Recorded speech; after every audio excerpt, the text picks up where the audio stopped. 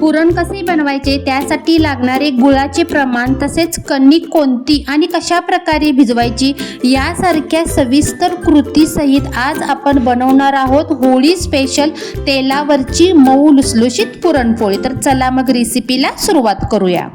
याकरिता हरभरा डाळ स्वच्छ धुवून घेतलेली आहे 2 ते 3 वेळा। त्यानंतर त्यामध्ये पाणी टाकून 2 तासाकरिता भिजत ठेवली। त्यानंतर कुकरमध्ये हरभरा डाळीचे तिप्पट पाणी घेतले। पाण्याला चांगली उकळी काढून घ्यायची। उकळलेल्या पाण्यामध्ये भिजवलेली हरभरा डाळ घातलेली आहे। तसेच पाव चमचा हळद पावडर आणि पाव चमचा तेल घातलेलं आहे। हळद पावडर घातल्यामुळे पुरणाला कलर एकदम चांगला येतो। आणि कुकरच्या मध्यम गॅसवरती 2 शिट्ट्या काढून घ्यायच्या आहेत। डाळ शिजत आहे तोपर्यंत आपण कणिक मळून घेऊ।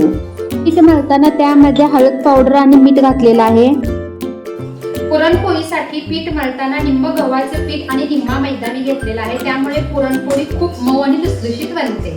पुरणपोळीसाठी जे पीठ वापरले आहे त्यामध्ये अर्धे गव्हाचे पीठ आणि अर्धा मैदा वापरलेला आहे। त्यामध्ये हळद पावडर टाकून पीठ आपल्याला मळून घ्यायचं आहे। हळद पावडर टाकल्यामुळे पुरणपोळीला सुंदर असा कलर येतो।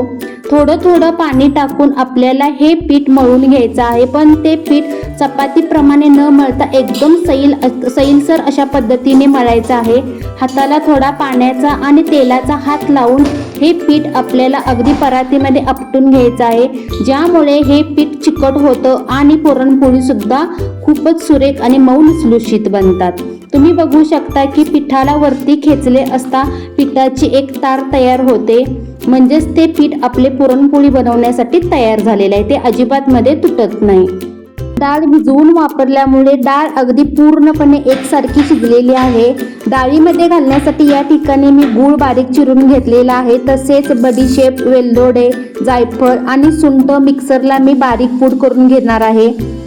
ज्या कुकरमध्ये डाळ शिजवली अगदी त्याच कुकरमध्ये मी डाळ अगदी सर्वप्रथम व्यवस्थितपणे कुस्करून घेतली आणि त्यानंतर त्यामध्ये बारीक चिरलेला अर्धा किलो गूळ घातलेला आहे। अर्धा किलो डाळीसाठी अर्धा किलो गूळ वापरलेला आहे। तसेच वेलची पावडर, जायफळ पावडर आणि सुंठ पावडर घातलेली आहे।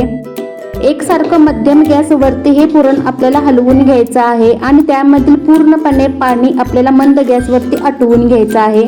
तसेच हे पुरण अगदी गरम असतानाच पुरणाच्या चाळणीमधून आपल्याला पुरण बनवून घ्यायचं आहे, जेणेकरून हे पटकन पुरण बनलं जातं। तुम्ही बघू शकता पुरण सुद्धा बनवून तयार झालेलं आहे। तसेच आपली पुरणपोळीसाठीची जी कणिक आहे ती सुद्धा चांगल्या प्रकारे भिजलेली आहे। तर छोट्या आकारामध्ये कणकेचा गोळा घेतलेला आहे आणि त्याच्या दुप्पट मी पुरण या ठिकाणी घेतलेला आहे आणि अंगठा आणि बोटांच्या मदतीने गोलाकार फिरवत आपल्याला हा उंडा पूर्णपणे बंद करून घ्यायचा आहे। दोन्ही हाताला तेलाचा वापर जास्त प्रमाणात करा, कारण की आपल्याला तेलावरची पुरणपोळी बनवायची आहे। त्यानंतर पूर्ण पोळपाटाला मी या ठिकाणी अगोदरच तेल लावून घेतलेलं आहे, लाटण्याला आणि पोळपाटाला। तसेच या ठिकाणी पुरणपोळी ही तेलावरची बनवत असताना आपल्याला जास्त दाब देऊन ही पुरणपोळी बनवायची नाही, तर एकदम हलक्या हाताने आणि पोळपाट अगदी गोलाकार फिरवत ही पुरणपोळी बनवायची आहे।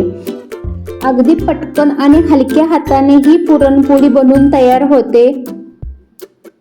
तसेच ही तेलावरची पुरणपोळी अगदी 2 दिवस मऊ आणि लुसलुशीत आहे त्याच प्रकारे राहते, अजिबात कडक बनत नाही। त्यानंतर अगदी हलक्या हाताने आपल्याला लाटण्यावरती ही पुरणपोळी फिरवून घ्यायची आहे गोलाकार आणि त्यानंतर मध्यम गॅसवरती पूर्ण तव्याला मी अगोदर तेल लावून घेतलेला आहे आणि त्यानंतर ही पुरणपोळी लाटण्याच्या मदतीने आपल्याला तव्यावरती पसरवून घ्यायची आहे। तुम्ही बघू शकता की पुरणपोळी फुगलेली आहे।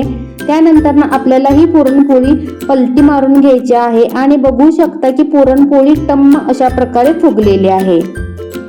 पिठावरच्या पुरणपोळीला आपण तेल लावतो, पण ही तेलावरच लाटलेली पुरणपोळी असल्यामुळे तेल लावायची अजिबात गरज पडत नाही।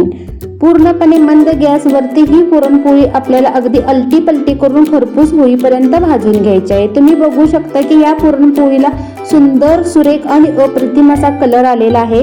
अशा प्रकारे मी सर्व पुरणपोळ्या बनवून घेतलेल्या आहेत। ही तेलावरची पुरणपोळी अगदी खाण्यासाठी तयार झालेली आहे आणि सर्व पोळ्या ह्या मऊ आणि लुसलुशीत अशा स्वरूपाच्या बनलेल्या आहेत। तर मंडळी, तुम्हाला जर ही माझी पुरणपोळीची रेसिपी आवडली असल्यास माझ्या चॅनलला नक्की शेअर, सबस्क्राईब करायला विसरू नका। धन्यवाद।